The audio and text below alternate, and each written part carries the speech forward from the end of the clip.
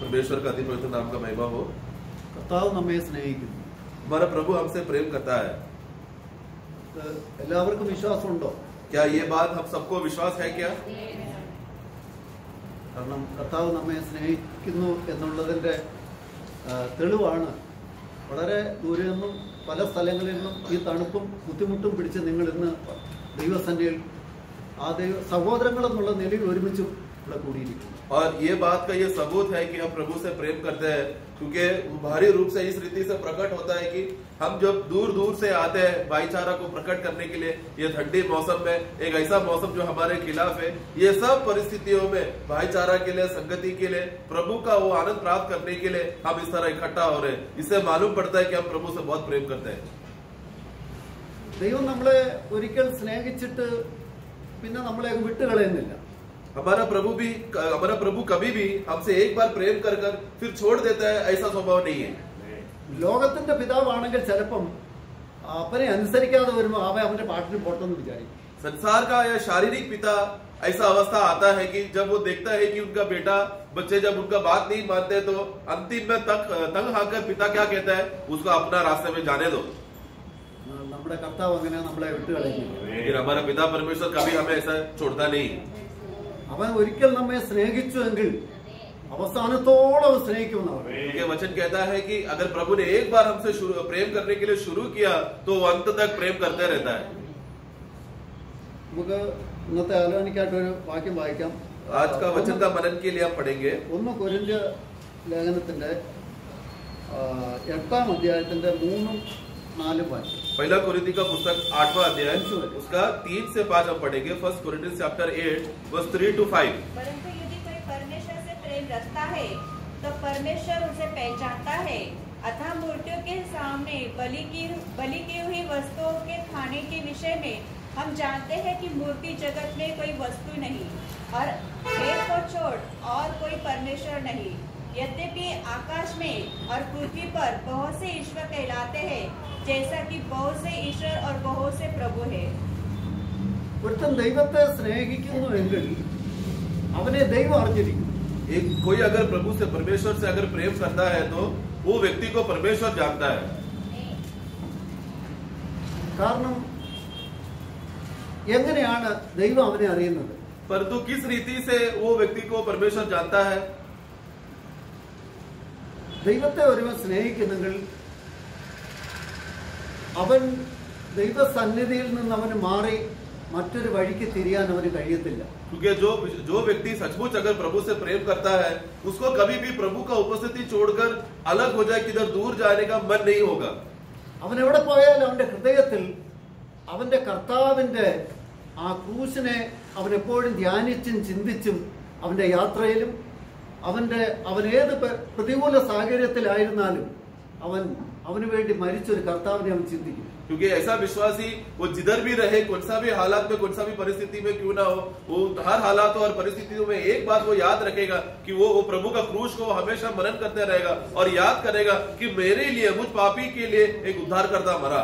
അങ്ങനെ കർത്താവിനെ കുറിച്ച് ചിന്തിക്കുന്ന ഒരു മനുഷ്യനെ ദൈവത്തിന് വിട്ടുകളയാൻ കഴിയും. तो इस रीति से कोई प्रभु के विषय में इतना ध्यान करता है, मनन करता है, ऐसा व्यक्ति के विषय में क्या परमेश्वर उसको छोड़ सकता है, क्या त्याग सकता है? क्या അങ്ങനെയുള്ളവനെ ദൈവം അറിയുന്നെന്നാ പറഞ്ഞു. ऐसा लोग जो परमेश्वर को प्रेम करता है, जो इस रीति से प्रभु का मनन करता है, इस प्रकार के लोगों को परमेश्वर जानता है। ഗലാത്യ ലേഖനം गलतियों का पुस्तक में അതിന്റെ 4:8 उसका 4 का 8 में हम पढ़ते हैं। गलेशियंस 4:8। पहले तुम परमेश्वर को न जानकर उसके दास थे, जो स्वभाव से परमेश्वर नहीं। और 9 भी। पर अब जब तुमने परमेश्वर को पहचान लिया, वरन परमेश्वर ने तुमको पहचाना, तो उन निर्बल और निकम्मी आदि शिक्षा की बातों की ओर क्यों फिरते हो, जिससे तुम दोबारा दास होना चाहते हो?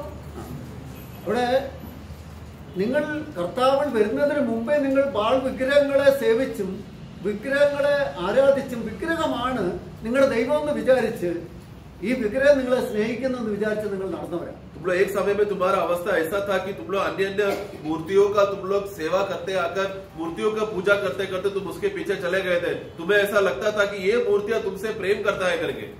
നമ്മൾ എഫെസ്യ ലേഖനം 2-ാം അധ്യായത്തിൽ അതിന്റെ രണ്ടാം വാക്യത്തിൽ നാം വായിക്കുന്നു, एफेसियों 2:2 में भी हम पढ़ते हैं, एफेसियंस 2:2, जिनमें तुम पहले ही संसार की रीति पर और आकाश के अधिकार के हाकिम अर्थात उस आत्मा के अनुसार चलते थे जो अब भी आज्ञा न मानने वालों में कार्य करता है.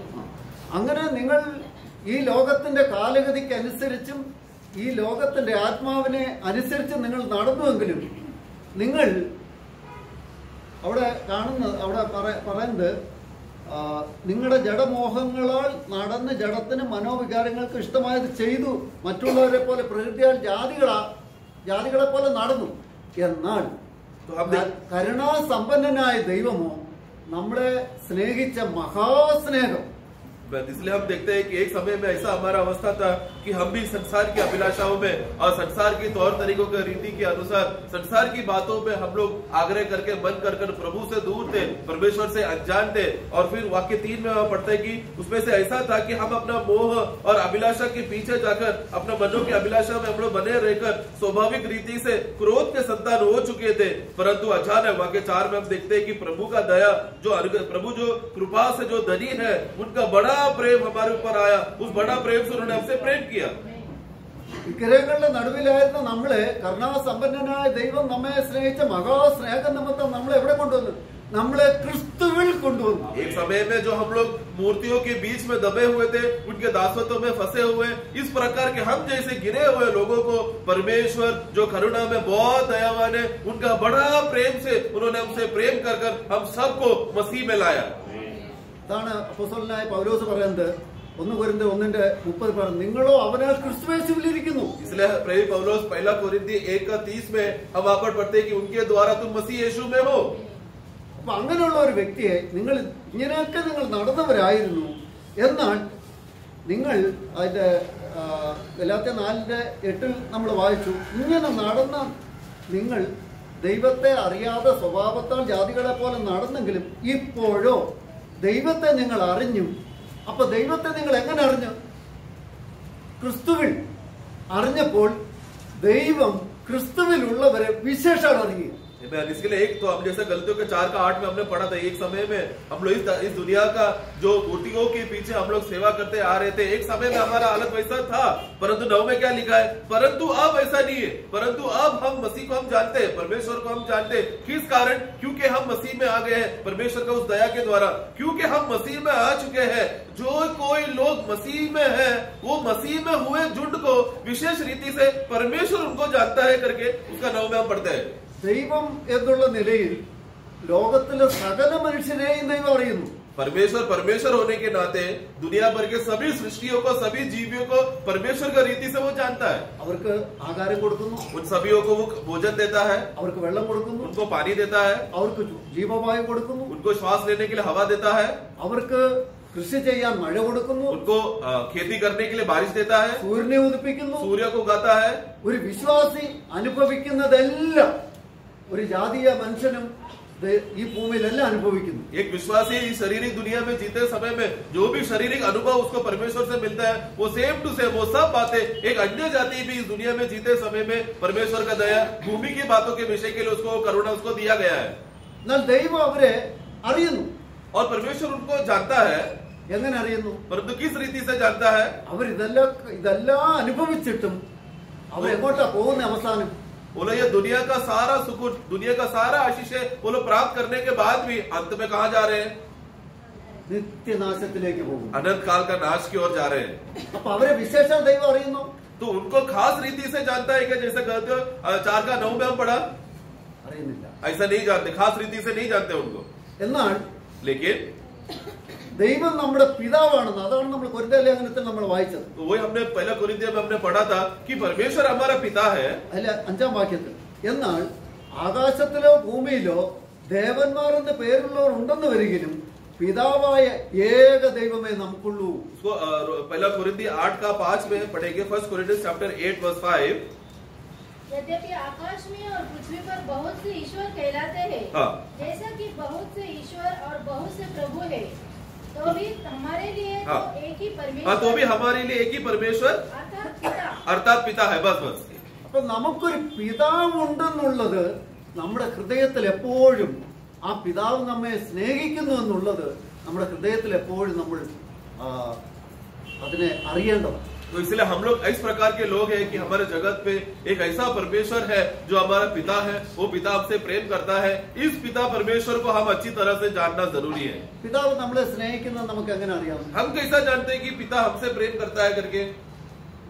ഇപ്പൊ നമുക്ക് അതിന് ഉദാഹരണത്തിന് ഇപ്പൊ ജോർഡൻ, उदाहरण के लिए जॉर्डन को ജോർഡനെ ആരാ സ്നേഹിക്കുന്നതെന്നുള്ളതാണ് അവന്റെ ചലനത്തിലൂടെ നമുക്കറിയാം. जॉर्डन से कौन प्रेम करता है करके उसका चाल चलन से मालूम पड़ेगा. കാരണം അവനെ കൂടുതൽ സ്നേഹിക്കുന്ന അല്ലെ കൂടുതൽ കരുതുന്ന അവരിലേക്ക് അവൻ ഓടിച്ചല്ല എപ്പോഴും. क्योंकि जॉर्डन का स्वभाव वो ऐसा रहता है कि यानी छोटे बच्चों का स्वभाव ऐसा रहता है कि वो हमेशा उन लोग के पास ही भागेगा जिससे ज्यादा प्रेम मिलता है या ज्यादा इसको ज्यादा छूट देता है, ऐसे लोगों के पास ही जॉर्डन भागेगा. ഇതുപോലെ തന്നെ നമ്മളും उसी स्वभाव में है हम लोग भी. കാരണം ഈ ദുഷ്ടലോകത്തിൽ നമ്മൾ ആയിരിക്കുമ്പോൾ നമുക്കൊരു പ്രയാസഘട്ടം വന്നാൽ നമ്മൾ ഓടി എങ്ങോട്ടാ ഓടുന്നത്? നമ്മുടെ പിതാവിന്റെ അടുത്തേക്ക് നമ്മൾ ഓടിച്ചെല്ലുന്നു. ये दुष्ट दुनिया में जो हम यहाँ पर रह रहे हैं, ऐसे समय में हम लोग को आश्रय करने के लिए, भरोसा करने के लिए, निर्भर करने के लिए कौन है? हम लोग सब तुरंत हमें उस पिता की ओर आश्रय करके उनके पास ही दौड़ते हैं ना. അതുകൊണ്ടാണ് കർത്താവ് കൽപ്പന കൊടുത്തപ്പം പറഞ്ഞത്, നിങ്ങളുടെ പൂർണ്ണ മനസ്സോടും പൂർണ്ണ ഹൃദയത്തോടും പൂർണ്ണ ആത്മാവോടും കൂടെ നിങ്ങൾ എന്നെ സ്നേഹിക്കുക. इसलिए परमेश्वर जब उनको आज्ञा देते समय में लोगों को एक बात विषय से कहा, तुम पूरा मन से, पूरा आत्मा, पूरा प्राण से, शुद्ध मन से तुम लोग मुझसे प्रेम करना. ഒന്ന് യോഹന്നാൻ, पहला यूहन्ना അതിന്റെ 3:11 3:11 में हम पढ़ते हैं. 1 जॉन 3:11. क्योंकि जो समाचार तुमने आरंभ से सुना वह यह है कि हम एक दूसरे से प्रेम रखें. നിങ്ങൾ ആദ്യം കേട്ട ദൂത് ഏതാ? तुम लोग सबसे पहला शुरुआत आरंभ से क्या संदेश सुना? एक दूसरे से प्रेम रखें. നമ്മൾ തമ്മിൽ അന്യോന്യം സ്നേഹിക്കണം. कि हम लोग आपस में एक दूसरे के साथ प्रेम रखें. ഈ അന്യോന്യം സ്നേഹിക്കുക എന്ന് പറഞ്ഞാൽ എന്താ? आपस में एक दूसरे के साथ प्रेम रखना मतलब क्या है? കാരണം നമുക്കെല്ലാം നമ്മൾ 8-ാം അധ്യായത്തിൽ റോമൻ 8-ൽ നമ്മൾ വായിച്ചു, നമുക്കെല്ലാവർക്കും ഒരു പിതാവേ ഉള്ളൂ. क्योंकि हमने जैसा पहला कोरिन्थी 8 में हमने पढ़ा, हम सबको एक ही पिता है. അപ്പൊ ആ ഒരു പിതാവിന്റെ മക്കളായി നമ്മളെ പിതാവ് കാണുമ്പോൾ നമ്മൾ തമ്മിൽ സ്നേഹിക്കുന്നില്ലെങ്കിൽ ദൈവത്തിന്റെ സ്നേഹം അവിടെ. तो इस रीति से हम जो एक ही पिता को आप मानते हैं और उस एक पिता को मानकर इस दुनिया में जीते समय में अगर उस पिता से और आया हुआ उसी जीवन के लोगों को अगर हम प्रेम नहीं कर रहे तो फिर वास्तव में हमारा प्रेम कहाँ पर है? फिर നമ്മള് റോമാലേഖനം 13-ാം അധ്യായത്തിന്റെ 8-ാം വാക്യം വായിക്കുമ്പോൾ, रोमियो 13:8 में हम पढ़ते हैं. Romans chapter 13 verse 8. आपस में प्रेम को छोड़ और किसी बात में किसी के कर्जदार न हो, क्योंकि जो दूसरों से प्रेम रखता है उसी ने व्यवस्था पूरी की है. നിങ്ങൾ അന്യോന്യം സ്നേഹിക്കുന്നതല്ലാതെ ആരോടും ഒന്നും കടപ്പെട്ടിരിക്കണം. आपस में प्रेम रखने के विषय में और कोई बात में कर्जदार ना रहे. അപ്പൊ നമുക്ക് ആരോടെങ്കിലും എന്തെങ്കിലും കടമുണ്ടെങ്കിൽ എന്താ അത്? तो अगर हमको किसी मनुष्य से कोई भी प्रकार का अगर कर्ज रहेगा तो उसका अवस्था क्या है? സ്നേഹത്തിന്റെ കടമാണ്. तो वो एक ही प्रकार का कर्ज होना चाहिए, वो है प्रेम का कर्ज. ഞാനൊരു സഹോദരനെ സ്നേഹിക്കുന്നില്ലെങ്കിൽ ആ കടം എന്നോട് ദൈവം ചോദിക്കും. अगर मैं मेरा मसीह में मेरे एक भाई को अगर मैं प्रेम नहीं करता, वो कभी जो मैं भाई को नहीं दिखा रहा उसका मांग वो कर्ज हो जाएगा और परमेश्वर उसका मांग करेगा. എന്നാൽ അതിന്റെ 12-ാം വാക്യത്തിൽ കയീൻ ദുഷ്ടനിൽ നിന്നുള്ളവനായി സഹോദരനെ കൊന്നതുപോലെ അല്ല. पहला यूहन्ना 3:12 में पढ़ते हैं, जैसा कयीन ने दुष्टता कर अपना भाई को मारा उस तरीके का प्रेम नहीं. അപ്പൊ എന്താ കയീൻ സഹോദരനെ കൊല്ലാനുള്ള കാരണം എന്താ? कयीन का हालत क्या हो गया कि उसने अपना भाई को मारना पड़ा? കയീനിൽ ദൈവത്തിന്റെ സ്നേഹമില്ല. क्योंकि कयीन के अंदर परमेश्वर का प्रेम नहीं था. കാരണം അവനെ ദുഷ്ടൻ ഉപയോഗിച്ചു. കാരണം ദൈവം അവൻ കൊല്ലുന്നതിന് മുമ്പ് തന്നെ ദൈവം പറഞ്ഞു, നിന്റെ മുഖം മാറുന്ന എന്താ? നീ നന്മ ചെയ്യുന്നുവെങ്കിൽ ഞാൻ നിന്നെ പ്രസാദിക്കുമല്ലോ. क्योंकि वो दुष्ट पहले से ही उसके अंदर कार्य कर रहा था, इसलिए वो पाप करने से पहले, अपना भाई का हत्या करने से पहले परमेश्वर उसे आकर बात करता है, चेतावनी देता है, तेरा मुंह इतना मुरझाया क्यों है? तुझे क्यों गुस्सा आ रहा है? तू अगर भला कार्य करता तो मैं तुझे भी मैं स्वीकारता था. അപ്പം പാപം നിന്റെ വാതുക്കൾ കിടക്കും, നിന്റെ ഹൃദയത്തിലുണ്ട്. നിന്റെ നിരൂപണം എന്താണെന്ന് ദൈവം അറിഞ്ഞു. ഇവനെ കൊല്ലാൻ പോവാന്നറിഞ്ഞു. നീ അതിനെ ജയിക്കണം. നീ ആ പാപത്തെ നീ ജയിക്കണോന്ന് കാഹിനോട് പറഞ്ഞു. इसलिए देखो पाप तेरे दरवाजे के, तेरे हृदय के दरवाजे पे सामने है, वो खटखटा रहा है और उसका अभिलाषा, उसका मोह तुझ पर कार्य कर रहा है. इसे तू क्या करना, उस पर तू विजय प्राप्त करना, उसको तुझ पर सामर्थ्य होने के लिए तू समय अवस्था नहीं देना, तू उस पर विजय पाना. परंतु हम देखते हैं कैन का अवस्था क्या हो गया, वो उस पाप में दब गया. ദുഷ്ടൻ പലപ്പോഴും നമ്മളെ ഉപയോഗിക്കുന്നു എന്നുള്ളതാണ് കായിന്റെ പ്രവൃത്തിയിലൂടെ വെളിപ്പെടുന്നത്. कैन का स्वभाव से एक बात हमें मालूम पड़ता है कि दुष्ट हमेशा हमें कोई ना तो कोई तरीके से हमारा इस्तेमाल करता है. എന്നാൽ ദുഷ്ടനെ ദൈവം പല വിധത്തിൽ ഉപയോഗിക്കുന്നുണ്ട്. परंतु उसी के समय में परमेश्वर भी दुष्ट को अपने इच्छा के अनुसार उनको भी इस्तेमाल करता है. നമ്മള് സദൃശ്യവാക്യം 16 അധ്യായത്തിൽ नीति वचन उसका 16 अध्याय उसका 4 में यहोवा ने सब वस्तुएं विशेष उद्देश्य के लिए बनाई है, वरन दुष्ट को भी विपत्ति भोगने के लिए बनाया है. യഹോവ സകലത്തെയും തന്റെ ഉദ്ദേശത്തിനായി ഉണ്ടാക്കിയിരിക്കുന്നു. परमेश्वर ने सभी चीजों को अपने उद्देश्य के लिए बनाया है. ദൈവം എന്തിനാ സകലവും സൃഷ്ടിച്ചത്? तो परमेश्वर ने सब बातों को क्यों निर्माण किया? അവന്റെ ഉദ്ദേശത്തിന് അവന്റെ പർപ്പസ് ഉണ്ട് ഏത് കാര്യത്തിലും. क्योंकि हर एक चीजों में, हर एक बातों में, हर एक जीवी के विषय के लिए परमेश्वर का एक उद्देश्य है. അതിനുവേണ്ടി അവൻ സൃഷ്ടിച്ചത്. इसीलिए सभी को बनाया है. അപ്പം ദുഷ്ടനെ പോലും ദൈവം അതിനുവേണ്ടി ഉപയോഗിക്കും. और इसीलिए जरा देखो ना, दुष्ट को भी उसका काम के लिए परमेश्वर इस्तेमाल करता है. ദുഷ്ടനെ ഉപയോഗിച്ച എവിടാ? कहां पर दुष्ट का इस्तेमाल किया? ആഹാബ് രാജാവിനെ കൊല്ലാൻ ദൈവം ദുഷ്ടനെ ഉപയോഗിച്ചു. हम देखते हैं कि अहाब राजा को कत्ल करने के लिए वहां पर दुष्ट को इस्तेमाल किया था. ഒന്ന് രാജാക്കന്മാർ 22:20 पहला राजा उसका 22 का 20 में, फर्स्ट किंग्स 22:20. तब यहोवा ने पूछा, अहाब को कौन ऐसा बहकाएगा कि वह गिलाद के रामोत पर चढ़ाई करके खेत आए? अगला वाक्य. हाँ, तब किसी ने कुछ कहा. अंत में एक आत्मा पास आकर यहोवा के सम्मुख खड़ी हुई और कहने लगी, मैं उसको बहकाऊंगी. यहोवा ने पूछा, किस उपाय से? उसने कहा, मैं जाकर उसके सब भविष्यवक्ताओं में बैठकर उनसे झूठ बुलवाऊंगी. എങ്ങനെയാ? അപ്പം കർത്താവ് എന്താ പറഞ്ഞേ? और उसके लिए प्रभु ने क्या जवाब दिया? 23वां वाक्य. हाँ, यहोवा ने कहा, तेरा उसको बहकाना सफल होगा, जाकर ऐसा ही. हाँ, बस बस. നിനക്ക് സാധിക്കും. നീ അങ്ങനെ തന്നെ ചെയ്യാൻ പറഞ്ഞു. तुझसे यह हो सकता है, तू करेगा तो सफल होगा, इसलिए तू ऐसे ही जाके कर. കാരണം ആ നെബോത്തിന്റെ മുന്തിരിത്തോട്ടം, നെബോത്തിനെ കൊന്ന് കഴിഞ്ഞപ്പോൾ അവന്റെ മുന്തിരിത്തോട്ടം കൈവശമാക്കിയപ്പോൾ ദൈവം അവിടെ കാര്യം പറഞ്ഞു, നിന്റെ രക്തം നായ്ക്കൾ നടന്നു. इसलिए वहां पर जब उसने नबोत का उस बगीचे को, वो दाखरस का बगीचे को जब उसने नबोत को मारकर और उसका बगीचे को जब उसने हड़पा था, तो परमेश्वर ने कहा था, तेरा लहू कुत्ते चाटेंगे.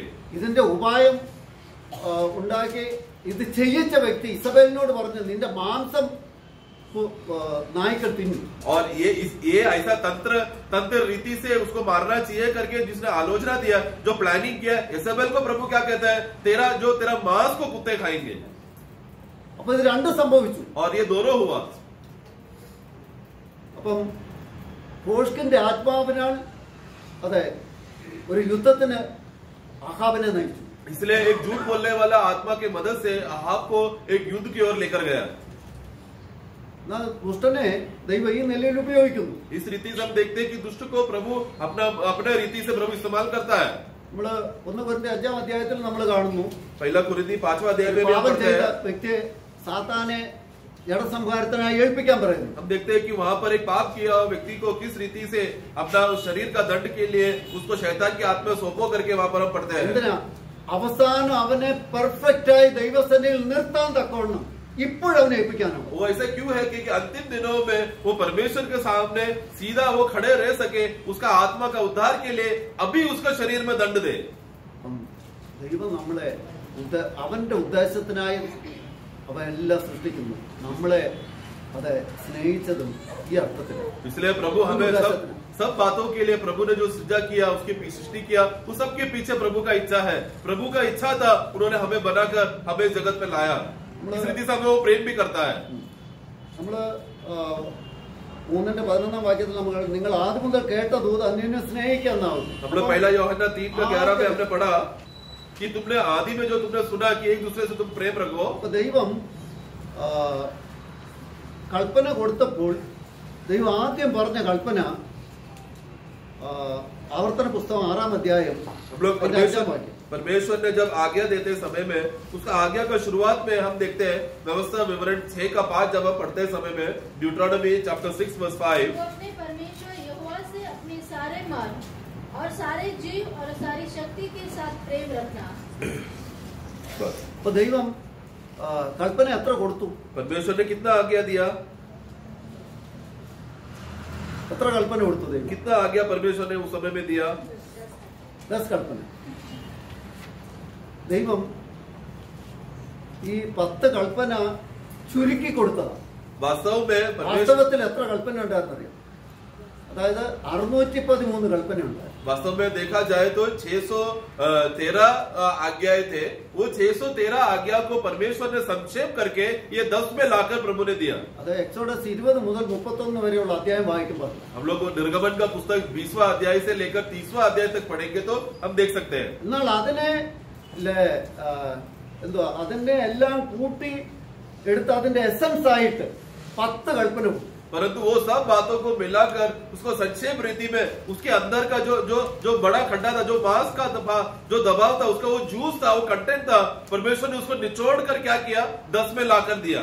ഈ 10 കൽപ്പനയ്ക്കകത്ത് 613 കൽപ്പനയുണ്ട്. और ये 10 आज्ञा में अगर हम ध्यान से देखेंगे तो ये 613 आज्ञा उसमें है. അതിനകത്ത് ആദ്യം കൊടുത്ത കൽപ്പനയാണ് എന്താ? അതിന്റെ യഹോവ ഏകൻ തന്നെ, നിന്റെ ദൈവമായ യഹോവയെ നീ പൂർണ്ണ ഹൃദയത്തോടും പൂർണ്ണ മനസ്സോടും പൂർണ്ണ ശക്തിയോടും കൂടെ സ്നേഹിക്കണം.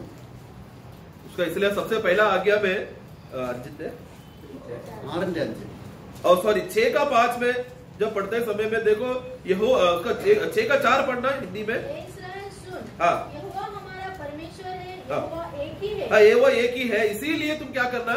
यहोवा परमेश्वर को पूरा मन से, पूर्ण हृदय और सामर्थ्य से तुम प्रेम करना. കാരണം ആ കൽപ്പന കൊടുത്തിട്ട് പറഞ്ഞത് ഇത് നിന്റെ ഹൃദയത്തിൽ നീ എഴുതി വെക്കണം. और फिर प्रभु नीचे का वाक्य पढ़ते समय में कहते प्रभु आगे देता है कि अपने हृदय के पट्टी में तुम उसको लिख के रखना. നിന്റെ മക്കൾക്ക് നീ ഇത് ഉപദേശിച്ചു കൊടുക്കണം. और फिर अपने बच्चों को सिखाना. നീ വഴി നടക്കുമ്പോഴും വീട്ടിൽ ഇരിക്കുമ്പോഴും എപ്പോഴും. കാരണം ഈ കൽപ്പന നിന്റെ ഹൃദയത്തിൽ നിന്ന് മാറാൻ പാടില്ല. तो जब भी जिधर भी जाते समय में, जिधर बात करते समय में, घर पे रहते समय में, कोई भी परिस्थिति हो, इसके वचनों के बारे में तू ध्यान करना. तेरा मन से ये बातें नहीं निकलना. കാരണം ഈ കൽപ്പന നിന്റെ ഹൃദയത്തിൽ നിന്ന് മാറിയാൽ വേറൊരു കൽപ്പന, വേറൊരു പ്രമാണം നിന്റെ ഹൃദയത്തിൽ കടന്നു വരും. क्योंकि जिस समय, जिस क्षण प्रभु का ये आज्ञा तेरा मन से निकल जाएगा, एक दूसरा व्यवस्था तेरे अंदर आएगा. എപ്പോഴാണ് നമുക്കൊരു ചിന്ത ഉണ്ടാവുന്നത്? നമുക്ക് എപ്പോഴും നമ്മൾ കർത്താവിനെ കുറിച്ച് തന്നെയാണോ ചിന്തിക്കുന്നത്? हमारे अंदर एक अलग तरीके का विचार कब आता है? क्या हम लोग हर समय में प्रभु के बारे में ही सोचते रहते हैं क्या? നമ്മൾ കമ്പനി ജോലി ചെയ്യുമ്പോൾ ചിലപ്പോൾ ജോലിയോടുള്ള ബന്ധത്തെ അത് ചിന്തിക്കും. कभी कभी हम लोग काम करते समय में, जिस ऑफिस में हम काम करते हैं, तो वो ऑफिस में उस समय में रहते समय में ऑफिस की बातों में हमारा मन लग जाता है. वहां पर ऑफिस की बातों का हम विचार करते हैं. എന്നാൽ ഏത് സമയവും ചിന്തിക്കാനും നമുക്ക് ചിന്തിക്കാൻ പറ്റുന്ന ഏക കാര്യം കർത്താവിനെ. परंतु एक ऐसा परिस्थिति हमारा मनुष्य विश्वासियों के लिए एक ऐसा परिस्थिति प्रभु ने दिया है कि कोई भी हालत में क्यों ना हो, हम हमेशा प्रभु के बारे में सोच सकते हैं. എന്നാൽ ലോക മനുഷ്യൻ ഈ കർത്താവ് അവർക്ക് ഇല്ലാത്തതുകൊണ്ട് അവര് ചിലപ്പോൾ കണ്ട സിനിമയെ കുറിച്ച് അവർ ചിന്തിക്കും. परंतु संसार के लोगों को, क्योंकि उन्होंने परमेश्वर को अभी तक पाया नहीं अपने जीवन में, उन लोगों के मनों में जो पुराना दिन जो उन्होंने सिनेमा देखा उसके बारे में सोचते हैं. അവർക്ക് ഒരാഴ്ച ജീവിക്കാൻ ഒരു സിനിമ ഉണ്ടാവും. उनको एक हफ्ता जीने के लिए एक सिनेमा काफी है.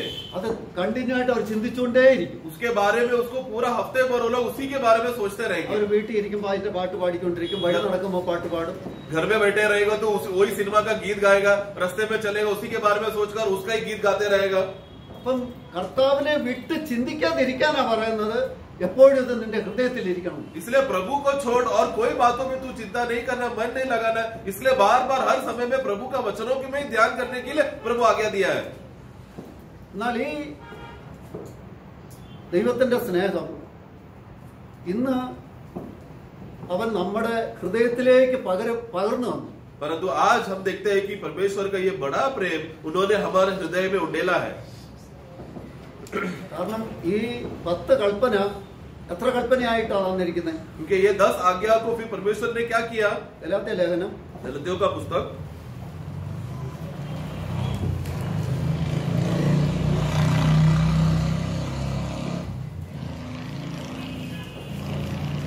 1 കൽപ്പനയാക്കി തന്നു. उसको फिर एक आज्ञा बनाकर दिया.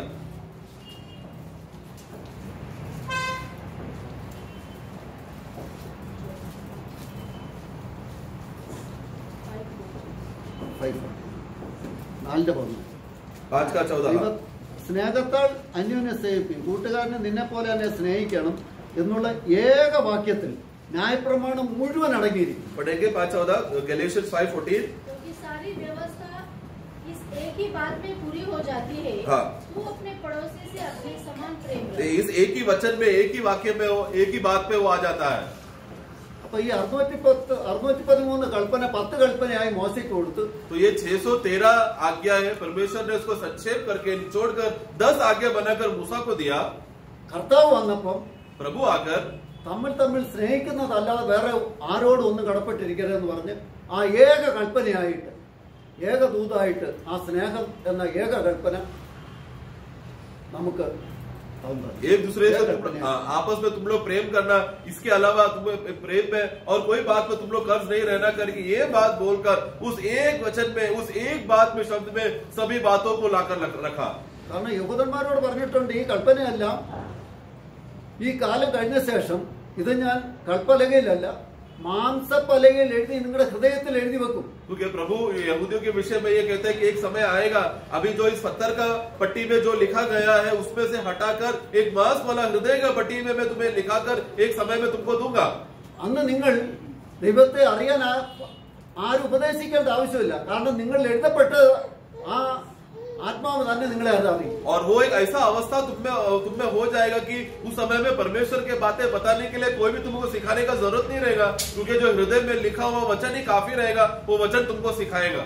കാരണം അങ്ങനെ ആ വചനം അവരിൽ നിവൃത്തീകരിക്കുമ്പോഴാണ് തങ്ങൾ മശിയയിലേക്ക് നോക്കി अरे ഞങ്ങളാണ് മശിയയെ ക്രൂശിച്ചതെന്നാണ് അവർ നിലവിളിക്കുന്നത്। तो इस रीति से इस तरीके का वो वचन जब पूरा होते समय में उनका हृदय में उनको फिर याद आएगा कि देखो इसी मसीहा को हमने क्रूस में चढ़ाया है बोलकर वो लोग विलाप कर कर रोकर मसीहा बचाव करके मसीहा को पुकारेंगे। എന്നാൽ റോമാലേഖനം 5-5 അധ്യായം വായിക്കുമ്പോൾ ദൈവത്തിന്റെ സ്നേഹം നമുക്ക് നൽകിയ പരിശുദ്ധാത്മാവിൽ यीशु क्रिस्तु एवढे तन्न നമ്മുടെ ഹൃദയത്തിലേക്ക് തന്നു। परंतु रोमियो 5:5 में जब हम पढ़ते समय में रोमन 5:5 में कि हमें परमेश्वर ने क्या किया, पुत्र के द्वारा यीशु मसीह के द्वारा परमेश्वर से हमें आत्मा में उन्होंने उनका वो प्रेम को कहां पर उंडेला है, हमारे हृदय में उंडेला है। നമ്മള് ഇന്നലെ സഹോദരൻ സുധീർ പറഞ്ഞപ്പോൾ ഒരു കാര്യം പറഞ്ഞു, ജനസിസിൽ 6-ാം അധ്യായത്തിന്റെ 6-ാം വാക്യം 5-ാം വാക്യത്തിൽ നമ്മൾ വായിച്ചു മനുഷ്യന്റെ ഹൃദയം बाल्य मुदल दोषमुള്ളതാണെന്ന് വായിച്ചു। कल हमने ऐसा भाई सुधीर के द्वारा हमने एक बात देखा था, उत्पत्ति का पुस्तक 6:5 में वहां पर हम इस रीति से हम पढ़ते हैं गलेशियंस 6:5 में कि मनुष्य का विचार जो है बचपन से ही दुष्ट और निरंतर दुष्टता के बातें ही वो सोचता है। എന്നാൽ ആ ദുഷ്ട ഹൃദയമായ നമ്മുടെ ആ ഹൃദയം ദൈവം ഏറ്റെടുത്തുകൊണ്ട് നമ്മുടെ ആ ഹൃദയത്തെ അതെ ആ ഹൃദയത്തിലേക്ക് ദൈവത്തിന്റെ സ്നേഹം പകരാൻ തക്കവണ്ണം അതെ ദൈവത്തിന്റെ ഒരു നല്ല ശുദ്ധീകരിച്ച ഒരു പാത്രമായി ദൈവം അതിനെ മാറ്റിയിട്ടാണ് അവന്റെ സ്നേഹം നമ്മളിൽ പറഞ്ഞു। परंतु परमेश्वर का इतना बड़ा प्रेम को हमारे हृदय में उंडेलने के लिए एक ऐसा हृदय जो निरंतर दुष्टता ही सोचता है, वो हृदय को प्रभु ने क्या किया, उसमें समय लेकर वो हमारा वो दुष्टता और वो सब बातों को हटाकर प्रभु के हाथ में देकर उसको शुद्ध करके फिर वो प्रभु का प्रेम हमारे अंदर उंडेला। കാരണം ദൈവത്തിന്റെ സ്നേഹം അത് അശുദ്ധ സ്ഥലത്ത് അവൻ പകരത്തില്ല। क्योंकि परमेश्वर का प्रेम कभी भी अशुद्ध स्थान पर वो नहीं उंडेलता। കാരണം ഈ സ്നേഹം ആരാ? क्योंकि ये प्रेम कौन है? ദൈവം സ്നേഹം തന്നെ। परमेश्वर स्वयं प्रेम है। ഈ സ്നേഹം എന്ന് പറയുന്ന ഒരു വ്യക്തിയാണ്। प्रेम बोलते समय में वो एक व्यक्ति है। ആ വ്യക്തിയെ നമ്മുടെ ഹൃദയത്തിലേക്ക് തരണമെങ്കിൽ നമ്മള് പഴയ നിയമത്തിൽ നമ്മൾ കാണുന്നു ഇസ്രായേൽ പാളയത്തിന് ചുറ്റും യഹോവയ്ക്ക് വിശുദ്ധമായിട്ട് ദൈവത്തിന് നടക്കണം।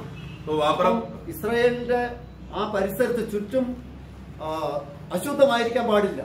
हम देखते हैं कि परमेश्वर का उस प्रेम का अनुभव को हमें देखना है। पुराने नियम में हम देखते हैं कि जब इस्राएली लोग वो लोग परमेश्वर पवित्र है और परमेश्वर शुद्धता का परमेश्वर है, ये बात को दिखलाने के लिए वो लोग अपना तंबू के बाहर वो लोग आकर पूरा तंबू का वो लोग एक चक्कर लगाते थे। ऐसे समय में कोई भी अशुद्ध बातें वहां पर रहना नहीं चाहिए। അപ്പൊ നിങ്ങൾ പുറത്തു പോകുമ്പോൾ അവിടെ ഒരു പാരകൂടെ കൊണ്ടുപോയി അത് നിങ്ങൾ ഈ കാഷ്ടം പുറത്ത് കാണാതെ അതിനെ മറവ് ചെയ്യണമെന്നാണ് പറഞ്ഞത്. കാരണം എന്ന് വെച്ചാൽ ദൈവത്തിന് ആ പാളയത്തിന് ചുറ്റും നടക്കുമ്പോൾ ഇസ്രായേൽ ജനത്തെ പ്രൊട്ടക്ട് ചെയ്യുക, അല്ലെങ്കിൽ നടക്കുമ്പോൾ ദൈവത്തിന് അശുദ്ധി പാടില്ല. तो और इसे और उतना ही नहीं, उस समय में जब मनुष्य वो लोग जीते समय में वो मनुष्य का गोबर जो मनुष्य से आया हुआ वो गोबर को भी वो अपने ही अपने आसपास में वो नजदीक वो लोग रखना नहीं है। उस गोबर को वो लोग को उसको लेकर अपने तंबू से वो लोग बाहर दूर लेकर जाकर उसको दफना कर उसको ढक देना है। मतलब वो गोबर मनुष्य गोबर भी वहां पर तंबू के बीच में उसका बदबू भी बीच में रहना नहीं चाहिए। इतना शुद्धता में वो लोग अपने आप को संभाले रखना है। അപ്പൊ പഴയ നിയമത്തിൽ അങ്ങനെയാണെങ്കിൽ പുതിയ നിയമത്തിൽ യേശുക്രിസ്തു നമ്മുടെ ഹൃദയത്തിൽ കടന്നു വരണമെങ്കിൽ എത്രമാത്രം നമ്മുടെ ഹൃദയത്തെ ദൈവത്തിന് ശുദ്ധീകരിക്കേണ്ടിയിരിക്കുന്നത്. पुराने नियम में इस रीति से अगर प्रभु कार्य कर रहा था, तो नए नियम में हमारे हृदय में अगर बसना है तो कितना अधिक शुद्धता का कार्य परमेश्वर को करना पड़ेगा। അതുകൊണ്ടാണ് കർത്താവിന് നമ്മുടെ ഹൃദയത്തെ ശുദ്ധീകരിക്കേണ്ടിയിട്ട് നമ്മളെ പൂർണ്ണമായി ദൈവത്തിന്റെ ഭാഗമാക്കി മാറ്റേണ്ടതിന്, ദൈവത്തിന് ഉപയോഗിക്കത്തക്കവണ്ണം നമ്മളെ മാറ്റേണ്ടതിന് അവന് ക്രൂശിൽ അവനെ തന്നെ ഏൽപ്പിച്ചു കൊടുക്കേണ്ടി വന്നു. इसलिए हम लोग परमेश्वर के लिए उपयोगी हो सके, हम लोग परमेश्वर का हो जाए, हमारे हृदय का शुद्धिकरण हो जाने के लिए परमेश्वर ने अपना एकलौता पुत्र को इस जगत पर भेजा और उसका क्रूस का मृत्यु के द्वारा उस बलिदान से उन्होंने हमारे शुद्ध करके ताकि हम लोग परमेश्वर के लिए उपयोगी पात्र बन सके। നമ്മള് 1 യോഹന്നാൻ 2:24 നമ്മൾ വായിക്കുന്നു, पहला യോഹന്നാൻ 2:24 में पढ़ते हैं, ആദ്യം മുതൽ കേട്ടത് നിങ്ങൾ വസിക്കട്ടെ. ആദ്യം മുതൽ കേട്ടത് നിങ്ങൾ വസിക്കുന്നുവെങ്കിൽ നിങ്ങൾ പുത്രനിലും പിതാവിലും വസിക്കും. ഇതാകുന്നു അവൻ നമുക്ക് തന്ന വാഗ്ദാനം. पहला 1 जॉन चैप्टर 2:24, जो कुछ तुमने आरंभ से सुना है वही तुम में बना रहे। जो तुमने आरंभ से सुना है यदि वह तुम में बना रहे तो तुम भी पुत्र में और पिता में बने रहोगे। आगे भी यही तुम्हारे लिए और जिसकी उसने हमसे प्रतिज्ञा की वो आनंद जीवन है। हाँ, यही उसका प्रतिज्ञा है। നമുക്ക് വാഗ്ദാനം തന്നത് ആരെയാ? हमें किस बात का प्रतिज्ञा को देकर, किसे देकर प्रतिज्ञा किया? അബ്രഹാമിലൂടെ. അതെ, നമുക്ക് ഗലാത്യ ലേഖനത്തിൽ നമ്മൾ വായിക്കുമ്പോൾ अब्राहम നമുക്ക് വാഗ്ദാനം തന്നു. हमें गलतियों का पुस्तक में पढ़ते समय में हम देखते हैं कि अब्राहम के द्वारा हमें प्रतिज्ञा दिया गया था। गलात्य 3:14 नाम वाയിക്കുന്നു. गलतियों का पुस्तक 3:14, गलेशियंस 3:14, यह इससे हुआ कि अब्राहम की आशीष मसीह यीशु में अन्य जातियों तक पहुँचे, वो हम विश्वास के द्वारा उस आत्मा को प्राप्त करे जिसकी प्रतिज्ञा हुई है। അബ്രഹാമിന്റെ അനുഗ്രഹം ക്രിസ്തുയേശുവിൽ ജാതികൾക്ക് വരേണ്ടതിന് നാം ആത്മാവെന്ന വാഗ്ദത്ത വിഷയം വിശ്വാസത്താൽ പ്രാപിക്കാൻ തന്നെ. അപ്പം ഈ ആത്മാവ് നമ്മിലേക്ക് വരണമെങ്കിൽ ആദ്യം നമ്മുടെ ഹൃദയത്തെ കർത്താവിനെ ശുദ്ധീകരിക്കേണ്ടിയിരിക്കും. तो इसलिए इस प्रतिज्ञा के अनुसार अगर आत्मा को अगर हमारे अंदर आना जरूरी है तो हमारे हृदय को शुद्ध करना जरूरी है. കാരണം ശുദ്ധീകരിക്കുക എന്ന് പറഞ്ഞാൽ കർത്താവിനെ തന്നെ നമ്മുടെ ഹൃദയത്തിൽ വസിക്കേണ്ടിയിരിക്കുന്നു. കാരണം കർത്താവ് വസിക്കാത്തടത്ത് ആത്മാവ് വസിക്കുന്നു. क्योंकि अगर शुद्धिकरण करने का उद्देश्य प्रभु का क्या है कि प्रभु स्वयं आकर हमारे अंदर निवास करे, क्योंकि जिस स्थान पर प्रभु नहीं वहां पर पवित्र आत्मा नहीं. അതിന്റെ 16 വാക്യത്തിൽ വായിക്കുമ്പോൾ उसका 16 में प्रतिज्ञाएं अब्राहम को और उसके वंश को दी गई। वह यह नहीं कहता कि वंशों को जैसे बहुतों के विषय में कहा, पर जैसे एक के विषय में कि तेरे वंश को, और वह मसीह है. അനേകരെ കുറിച്ച് ലേഖനെ കുറിച്ച് അത്രേ, അത് ക്രിസ്തു തന്നെ. और वो बहुतों के बारे में नहीं है, वो एक ही के बारे में है और वो मसीह है. അപ്പം അബ്രഹാമിന്റെ വാഗ്ദാനം ജാതികൾക്കും ചെയ്തു, ഇസ്രായേലിനും അവർക്ക് മസിയെ കൊടുക്കാമെന്ന് പറഞ്ഞു. तो अब्राहम के द्वारा जब प्रतिज्ञा करते समय में अन्य जाति के साथ भी वो प्रतिज्ञा का लाभ हुआ और इसराइल को बोला गया था कि इस प्रतिज्ञा के द्वारा तुमको एक मसीहा भी मिलेगा. എന്നാൽ ഈ ക്രിസ്തു അവരുടെ ഉള്ളിൽ ചെല്ലുന്നില്ല. അതുകൊണ്ട് അവർക്ക് ഹൃദയത്തിൽ ഒരു ശുദ്ധീകരണത്തിന്റെ ആവശ്യമില്ല. परंतु उन दिनों में वो मसीह को उनका हृदय में निवास करने का अवस्था में डेरा बनाकर उनके हृदय में रहने का अवस्था में नहीं हो सकता था, क्योंकि उस समय उन दिनों में वो हृदय का शुद्धिकरण का अवस्था नहीं था. അവര് ദൈവവും ഇസ്രായേൽ ജനത്തെ ദൈവം മക്കളെന്ന് വിളിക്കുന്നില്ല. हम देखते हैं कि എന്റെ ജനമെന്നാ വിളിക്കുന്നത്. എന്റെ ന്യായപ്രമാണം അനുസരിച്ചാൽ നിങ്ങൾ എനിക്ക് ജനവും ഞാൻ നിങ്ങൾക്ക് ദൈവവുമായിരിക്കും എന്ന് പറഞ്ഞു. क्योंकि परमेश्वर जब भी इसराइल के साथ रिश्ता रखते समय में मैं तुम्हारा पिता रहूंगा, तुम मेरे बच्चे रहोगे, उस रीति का रिश्ता नहीं था, बल्कि मैं तुम्हारा परमेश्वर हूँ जो तुम्हें मिस्र देश से निकाला, और तुम मेरे प्रजा हो जो मेरे आज्ञाओं को और मेरे आज्ञा का और वचनों को पालन करोगे, इसलिए तुम हमेशा प्रजा. यही रिश्ता परमेश्वर और इसराइल के बीच में था. നമ്മളെ കുറിച്ച് കർത്താവ് പറയുമ്പോൾ ഗലാത്യ ലേഖനത്തിൽ പറയുന്ന നാം ദാസ്യത്വത്തിന്റെ ആത്മാവിനെ അല്ല, അബ്ബ പിതാവേ എന്ന് വിളിക്കുന്ന പുത്രത്വത്തിന്റെ ആത്മാവിനെ അത്രേ നാം പ്രാപിച്ചത്. परंतु गलातियों का पुस्तक में हम लोग पढ़ते समय में वहां पर हम देखते हैं कि अभी हम लोग उस दासत्व का अधीन में रहने वाला उस रीति का आत्मा में नहीं है, परंतु हे अब्बा और हे पिता बुलाने के लिए ले बालक का आत्मा यानी पुत्रत्व का आत्मा हमें दिया गया है. അപ്പൊ ഇസ്രായേലിനെ ദൈവം നിങ്ങൾ എന്നെ സ്നേഹിക്കണം, നിങ്ങളുടെ പൂർണ്ണ ഹൃദയത്തോടും മനസ്സോടും പൂർണ്ണ ആത്മാവോടും കൂടെ എന്നെ സ്നേഹിക്കണം എന്ന് പറഞ്ഞിട്ട് കർത്താവ് പറയാം, നിങ്ങളെ ഞാൻ കൊണ്ടുപോകുന്ന ദേശത്ത് പാലും തേനും ഒഴുകുന്ന ദേശം, അതായത് നമ്മൾ ആവർത്തനം 6-ന്റെ 14-12 വാക്യം 6 का 12-13 में पढ़ते समय इसराइली लोगों को जब प्रभु उनको स्वतंत्र कर बाहर निकालते समय में कहता है कि मैं तुम्हें ऐसा नगर में लेकर जाऊंगा जहां पर मधु और शहद और दूध बहने वाला नगर में तुमको लेकर जाऊंगा. നീ നിറയ്ക്കാതെ സകലത്തിന് നിറഞ്ഞിരിക്കുന്ന വീട്. उसका 6 का 11 पढ़े.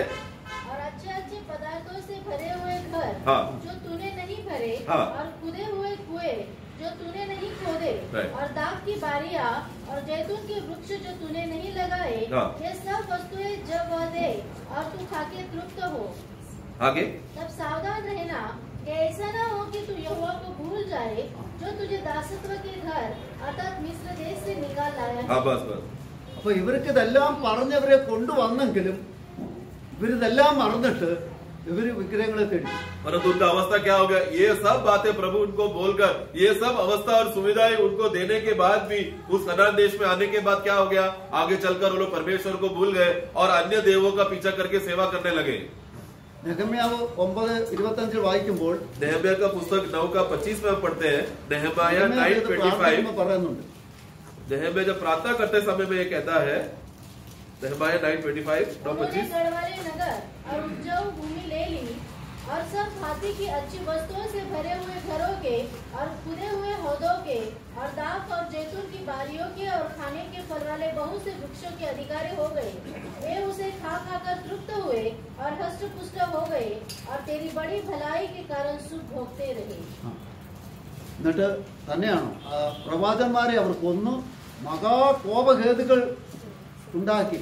ആകയാൽ നീ അവരെ അവരുടെ ശത്രുക്കളുടെ കയ്യിൽ ഏൽപ്പിച്ചു. फिर उसका 26 का आखिरी भाग में देखते हैं कि सभी भविष्यवक्ताओं को उन्होंने जो उनके प्रभु को आके बारे में बोलता था उन सबको उन्होंने मार दिया और तुम लोग परमेश्वर के कार्य को ठुकराया, इसलिए परमेश्वर ने तुम्हें शत्रु के हाथ में दे दिया. അപ്പൊ അവരിതൊക്കെയും ദൈവം വാഗ്ദാനം ചെയ്തതെല്ലാം പ്രാപിച്ചു.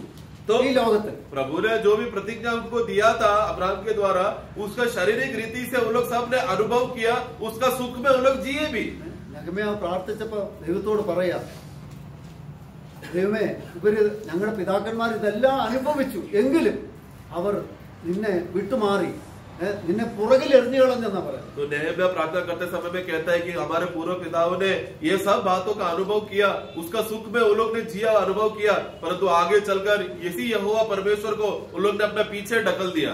നമ്മളെ ഇതിലേക്കാണ് നമ്മളെ വിളിച്ചിരിക്കുന്നത്. परंतु हमें किस विषय में हमें बुलाया है? നമ്മളെ ഈ അബ്രഹാമിന് അല്ലെങ്കിൽ ഈ കനാൻ ദേശം പോലുള്ള ഈ ലോകത്തിന്റെ ഒരു നന്മയിലേക്ക് നമ്മളെ ദൈവം വിളിച്ചിട്ടുണ്ട്. प्रभु ने हमें जिस रीति से इसराइल को शारीरिक रीति से कनान देश का मिरास पाकर शारीरिक रीति से उसका सुख में जिए, उस रीति का आज्ञा प्रतिज्ञा कुछ भी हमको दिया नहीं है कि शारीरिक रीति से अनुभव करें. നമ്മുടെ അനുഗ്രഹം എന്താ? हमारा आशीष किस बात पर है?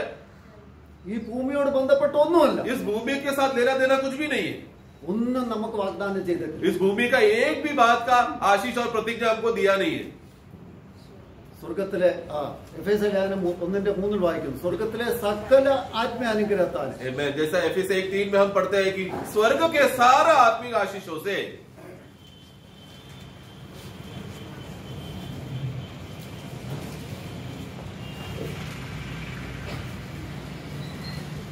तो पढ़े. हमारे प्रभु यीशु मसीह के परमेश्वर और पिता का धन्यवाद हो कि उसने हमें मसीह में स्वर्गीय स्थानों में सब प्रकार की आत्मिक आशीष दी है। मैं അപ്പൊ സ്വർഗത്തിലെ സകല ആത്മീയ അനുഗ്രഹത്താലും എവിടെയാ നമുക്ക് തന്നിരിക്കുന്നത്? നമ്മുടെ കയ്യിൽ തന്നിരിക്കാമോ? तो स्वर्ग का सारा आत्मिक आशीषों से हमें आशीषित किया है बोलकर हमारा हाथ में दिया है क्या? ക്രിസ്തുവില. वो मसीह में है അത് ക്രിസ്തുവിൽ വസിച്ച് ക്രിസ്തുവിൽ തന്നെ നമ്മൾ അത് അനുഭവിക്കുക. और वो मसीह में जो विश्वासी मसीह में बने रहेगा, मसीह में बने बने रहने लोगों को ही उसका आनंद प्राप्त कर सकते हैं। കർത്താവിന്റെ സ്നേഹം അതിലൂടെ നമ്മൾ അനുഭവിക്കുക. അവന്റെ നന്മ, അവന്റെ സ്വർഗത്തിലെ നന്മയാണ് നമ്മൾ അവന്റെ ക്രിസ്തുവിലൂടെ അവന്റെ സ്നേഹത്തിലൂടെ നമ്മൾ അനുഭവിച്ചുകൊണ്ടിരിക്കും. और इस रीति से परमेश्वर ने मनुष्य के ऊपर जो भलाई किया है, उस भलाई का आशीष मसीह के द्वारा, प्रेम के द्वारा हम लोग अनुभव कर रहे हैं। അതായത് യോഹന്നാന്റെ സുവിശേഷം 15-ാം അധ്യായം യോഹന്നാ का सुसमाचार 15 अध्याय അതിന്റെ 9-ാം വാക്യത്തിൽ വായിക്കുന്നു, പിതാവ് എന്നെ സ്നേഹിക്കുന്നത് പോലെ ഞാനും നിങ്ങളെ സ്നേഹിക്കുന്നു. पढ़ेंगे जॉन गॉस्पेल चैप्टर 15 वर्स 9। जैसा पिता ने मुझसे प्रेम रखा, हाँ। वैसा ही मैंने तुमसे प्रेम रखा। आमेन। मेरे प्रेम में बने रहो। 16-27 और 16 का 27-20 16-27। क्योंकि पिता तो आप ही तुमसे प्रेम रखता है, इसलिए कि तुमने मुझसे प्रेम रखा है, और यह भी कि विश्वास किया है कि मैं पिता की ओर से आया। അപ്പം കർത്താവ് യേശു ക്രിസ്തു നമ്മെ സ്നേഹിക്കുന്നു, പിതാവ് നമ്മെ സ്നേഹിക്കുന്നു. हमने यूहन्ना 15 में पढ़ा कि प्रभु यीशु मसीह हमसे प्रेम करता है। यूहन्ना 16 में पढ़ा कि पिता हमसे प्रेम करता है। ഇനി 17-ന്റെ 23 വായിച്ച്. और 17 का 23 पढ़ेंगे 17-23। और जैसा तूने मुझसे प्रेम रखा, वैसा ही उनसे प्रेम रखा। നീ എന്നെ അയച്ചിരിക്കുന്നുവെന്നും നീ എന്നെ സ്നേഹിക്കുന്നത് പോലെ, അതെ, പിതാവ് പുത്രനെ സ്നേഹിക്കുന്നത് പോലെ തന്നെ പിതാവ് നമ്മെ സ്നേഹിക്കുന്നുവെന്ന് ആരറിയണം? ലോകം അറിവാണ്. तो तुम लोग संसार ये जाने कि जिस रीति से पिता परमेश्वर ने मुझसे यानी यीशु मसीह से प्रेम किया, उसी रीति से उसी माप में पिता परमेश्वर ने हमसे भी प्रेम किया है। ഈ ലോകം എന്ന് ഉദ്ദേശിക്കുന്ന പുറത്തുള്ള ലോകമല്ല, ഈ വിശ്വാസികളുടെ കൂട്ടം അറിയാൻ. तो यहाँ पर संसार बोलते समय में जो संसारिक शारीरिक लोगों के बारे में नहीं बोला है, विश्वासियों का समूह है, ये बात जाने। കാരണം ദൈവം നമ്മെ സ്നേഹിക്കുന്നു എന്നുള്ളതിന്റെ എത്രമാത്രം തെളിവുകളാണ് വചനത്തിലൂടെ നമ്മളെ കേൾപ്പിക്കുന്നത്. और परमेश्वर हमसे कितना प्रेम करता है, ऐसा कितना सबूत हमको वचन में हम देखने को मिलता है। തന്നെയുമല്ല, നമ്മള് 15-ന്റെ 5-ാം വാക്യത്തിൽ വായിക്കുമ്പോൾ കർത്താവ് പറയുന്നത്, ഞാൻ മുന്തിരിവള്ളിയും നിങ്ങൾ കൊമ്പുകളുമാകുന്നു, ഒരുത്തൻ എന്നിലും ഞാൻ അവനിലും വസിക്കുന്നുവെങ്കിൽ അവൻ വളരെ ഫലം കായ്ക്കും. जॉन 15:5 पढ़े। मैं दाखलता हूँ, तुम डालियाँ हो। हाँ। जो मुझ में बना रहता है और मैं उसमें, वह बहुत फल फलता है, क्योंकि मुझसे अलग होकर तुम कुछ भी नहीं कर सकते। അതിന്റെ 16-ാം വാക്യം കൂടെ. उसी का 16 भी। तुमने मुझे नहीं चुना, परंतु मैंने तुम्हें चुना है और तुम्हें नियुक्त किया कि तुम जाकर फल लाओ और तुम्हारा फल बना रहे, कि तुम मेरे नाम से जो कुछ पिता से मांगो वह तुम्हें दे। നാം ദൈവത്തെ സ്നേഹിച്ചതല്ല, ദൈവം നമ്മെ സ്നേഹിച്ച് എന്തിനാ? അവന്റെ ഫലം വെളിപ്പെടുത്താൻ. ആ ഫലം വെളിപ്പെടുത്താൻ മാത്രമല്ല, ഫലം നിലനിൽക്കുകയും ചെയ്യണം. എങ്കിൽ മാത്രമേ പിതാവിന് മഹത്വമായി വരൂ. तो परमेश्वर ने हमने परमेश्वर को नहीं चुना और प्रेम नहीं किया, बल्कि परमेश्वर ने हमसे प्रेम किया और हमें चुना और हमें नियुक्त किया। क्यों? ताकि हम लोग फलवंत हो सके, और उतना ही नहीं, वो फल बने रहे। इसीलिए നമ്മള് 1 യോഹന്നാൻ 4-9 നമ്മൾ വായിക്കുന്നു, पहला यूहन्ना 4 का 9 ദൈവം में തന്റെ ഏകജാതനായ പുത്രനെ നാം അവനാൽ ജീവിക്കേണ്ടതിന്. 1 जॉन 4:9 पढ़ेंगे। जो प्रेम परमेश्वर हमसे रखता है, हाँ। इससे प्रकट हुआ कि परमेश्वर ने अपने एकलौते पुत्र को जगत में भेजा है, हाँ। कि हम उसके द्वारा जीवन पाए। ताकि हम उसके द्वारा जीवन पाए, यानी उसके द्वारा हम जी सके। അപ്പൊ കർത്താവ് യേശു ക്രിസ്തു ഇന്ന് നമ്മളിൽ വന്നിരിക്കുന്നത്, അതെ, ഈ അവൻ ഇവിടെ വന്ന് 33.5 വർഷത്തെ അവന്റെ ജീവിതത്തിൽ മനുഷ്യന് കൊടുത്ത ന്യായപ്രമാണത്തെ തികയ്ക്കാൻ കഴിയാഞ്ഞിട്ട് അവനത് തികച്ചു. हम देखते हैं कि परमेश्वर ने जब मनुष्य को व्यवस्था दिया, वो व्यवस्था देते समय में कोई भी मनुष्य वो व्यवस्था को पूरा नहीं कर सकता था। ये हालत को देखकर परमेश्वर ने सही रीति से सही समय पर अपना पुत्र को भेजा। पुत्र मनुष्य रूप धारण लेकर आया, 33.5 साल इस दुनिया में जिया, और इस रीति में जिया कि परमेश्वर ने दिया वह सारे व्यवस्था को पूरा किया। കാരണം ഈ ന്യായപ്രമാണം തികച്ചില്ലായിരുന്നെങ്കിൽ ആ ശാപം, ന്യായപ്രമാണം തികയ്ക്കാത്തവൻ ശപിക്കപ്പെട്ടു. क्योंकि व्यवस्था अगर पूरा नहीं करेगा तो जो व्यवस्था को पूरा नहीं करता वो श्रापित है करके, इसलिए वो श्राप मनुष्य के ऊपर बना रहता था. കാരണം ഈ ന്യായപ്രമാണം നമ്മെ പിടിക്കും. क्योंकि ये व्यवस्था हर मनुष्य को पकड़ेगा. നമ്മള് ജോബിന്റെ പുസ്തകം 18 അധ്യായത്തിൽ अय्यूब का पुस्तक उसका 18 अध्याय में जोब चैप्टर 18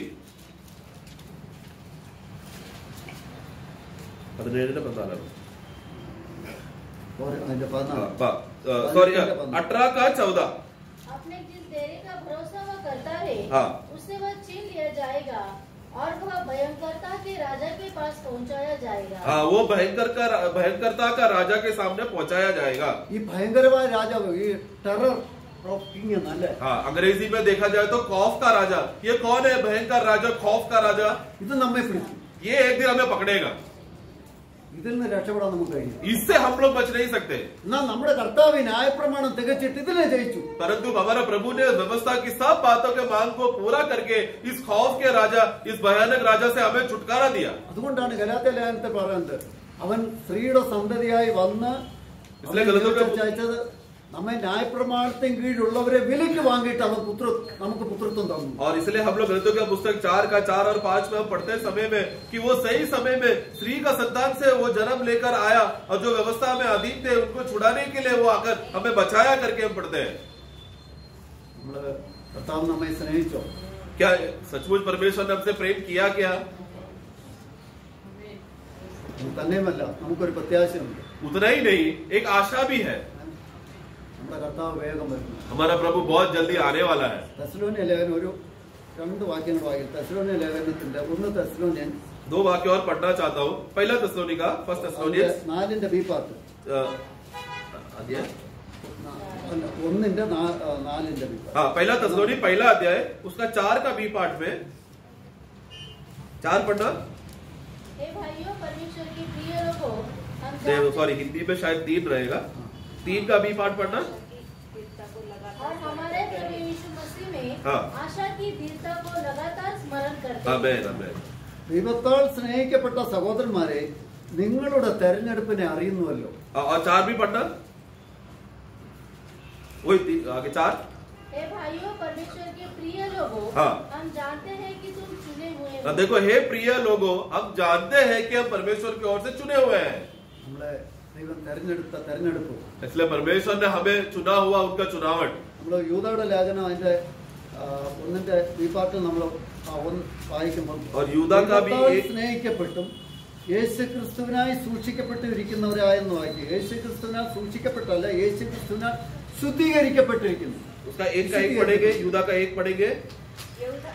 यहूदा की ओर से जो यीशु मसीह का दास और याकूब का भाई है, उन बुलाए हुओं के नाम जो परमेश्वर पिता के प्रिय और यीशु मसीह के लिए सुरक्षित है. हाँ, हमारे यीशु मसीह के सुरक्षित यानी कि यीशु मसीह के लिए पवित्र किए गए लोग. നമ്മുടെ കർത്താവിനായി വേർതിരിയപ്പെട്ടവരാണ്. हम लोग वो लोग हैं जो प्रभु के लिए पवित्र यानी कि अलग किए हुए लोग हैं. ലേഖനം 6ാം അധ്യായത്തിൽ നാം കാണുന്നു, നമ്മളെ വിലയ്ക്ക് വാങ്ങിയിരിക്കാൻ നാം ഇനി താങ്താങ്ങൾക്കുള്ളവരല്ല. इसलिए पहला कोरिन्थी 6 में पढ़ते समय में हम वहां पर पढ़ते हैं कि दाम देकर मूल दिया गया है, इसलिए अभी हम लोग खुद के नहीं है. കാരണം നമ്മള് പ്രോവേബ്സ് 16 നമ്മൾ വായിച്ചു, ദൈവം നമ്മളെ സൃഷ്ടിച്ചത്, പുനഃസൃഷ്ടിച്ചത് ദൈവത്തിന്റെ ഉപയോഗത്തിനാണ്, ദൈവത്തിന്റെ ഇഷ്ടത്തിന്. क्योंकि जैसा नीति वचन 16 में हमने पढ़ा, परमेश्वर ने हमारा क्यों निर्माण किया? वो उनके इच्छा के अनुसार के लिए है. അവന്റെ ഇഷ്ടം നമ്മളിൽ പൂർത്തീകരിക്കാൻ തക്കവണ്ണം, उनका इच्छा हमारे अंदर पूरा हो जाए.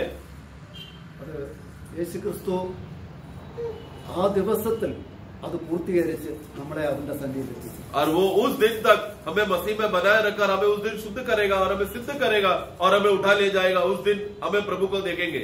ഒന്നും നമ്മുടെ പ്രവൃത്തി മൂലമല്ല, എല്ലാം ആരും പ്രവർത്തിച്ചു. ये सब हमारा कोई कारण या हमारा मेहनत, हमारा क्रिया नहीं है. ये सब के लिए प्रभु ने काम किया.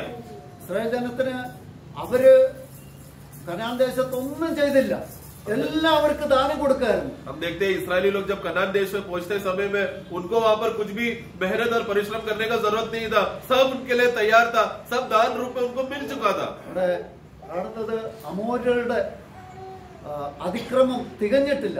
അതിക്രമം തികഞ്ഞു കഴിയുമ്പോൾ അവരെ കൊന്നിട്ട് അവരെ അവിടുന്ന് ഓടിച്ചിട്ട് ഇസ്രായേൽ ജനത്തിന് ഇത് കൊടുക്കും. हम देखते हैं कि जब सही समय आने के लिए, यानी कि जो कनान देश में उन दिनों में अमोरिया लोग वहां पर जी रहे थे, उनका अधर्म अभी तक पूरा नहीं हुआ था. वो अधर्म को पूरा होने के लिए परमेश्वर इस्राएल का 4 पीढ़ी इंतजार करता है मिस्र देश में. जब अमोरिया का वो अधर्म पूर्ति हुआ तो परमेश्वर ने अद्भुत रीति से वो 4था पीढ़ी को मिस्र देश से छुड़ाकर उनको कनान देश में लेकर आया ताकि अमोरिया को खत्म कर सके.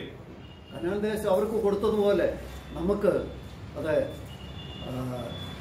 ദൈവത്തിന്റെ ദൂതൻ ദൈവത്തോട് മത്സരിച്ച് ദൂതഗണം മുഴുവൻ ആ പാപത്തിന്റെ ക്ലൈമാക്സിൽ എത്തിക്കഴിഞ്ഞപ്പോൾ ദൈവം അവനെ വെട്ടി നിരത്തിട്ടു. हम देखते हैं कि जिस तरह परमेश्वर ने ईसाई लोगों को वो समय का पूर्तिकरण में चुनकर उनको बाहर निकाला, उसी तरह कलीसिया का भी एक पूर्तिकरण का समय हम देखते हैं. परंतु उसके पहले जब जो लूसीफर था, जो परमेश्वर का दूत था, हमेशा सही समय में प्रभु का इच्छा का अनुसार करने वाला, उसके अंदर मोह और अभिलाषा आया परमेश्वर के सिंहासन के खिलाफ. परमेश्वर इंतजार करता है कि वो अभिलाषा जब तक पूर्तिकरण में नहीं आता, जैसे पूर्ति को उसको मारकर भूमि में गिरा देता है. നമ്മളെ ആ സ്ഥാനത്തേക്ക് ദൈവം മക്കളെന്നുള്ള നിലയിൽ കൊണ്ടുപോയി അവകാശം തരാൻ, ताकि जो स्थान उसको मिला था वो स्थान हमें देकर, हम मनुष्य को जब वो स्थान देते समय में तुम लोग मनुष्य बनकर राज करो, वैसा नहीं. ये मनुष्य लोग परमेश्वर तुम मेरे पुत्र बन जाओ, तुम लोग ये मिरास के हकदार हो जाओ, स्वर्गीय परिवार कुटुंब का हिस्सेदार हो जाओ. वो आत्मिक रिश्ते में हमें वो स्थान और पदवी दे रहा है. ഫിലിപ്പിയ ലേഖനത്തിൽ കാണുന്നു നമ്മുടെ പൗരത്വം ഇവിടെ അല്ല, അവിടെയാണ്. അവിടെ നമ്മുടെ കർത്താവ് നമ്മെ കൊണ്ടുപോയി വേഗം വരും. हमें इसलिए फिलिपियों का पुस्तक 3 अध्याय में पढ़ते समय में हमारा नागरिकता इस दुनिया का नहीं है बल्कि वो स्वर्ग का है, और बहुत जल्दी प्रभु यहाँ पर आएगा, हमारे नाशवान देह को वो महिमादायक कर हमें स्वर्ग की ओर लेकर जाएगा. തിമോത്തിയോയില് പൗലോസ് പറയുന്ന ആ തക്ക സമയത്ത് അവൻ ആ പ്രത്യക്ഷത നമുക്ക് വരും. और तिमोथी में जैसा पढ़ते हैं समय में वो सही समय पर हमारे अंदर वो आशा को उत्पन्न करके उसको पूरा करेगा. കർത്താവ് നമ്മെ എത്രമാത്രം സ്നേഹിച്ചു, हमारा प्रभु हमसे कितना प्रेम किया. അവന്റെ ആ സ്നേഹത്തിൽ നമുക്ക് നിലനിൽക്കാൻ കർത്താവ് നമ്മെ സഹായിക്കും. उस प्रेम में हम लोग बने रहने के लिए प्रभु हम सबको सहायता करें.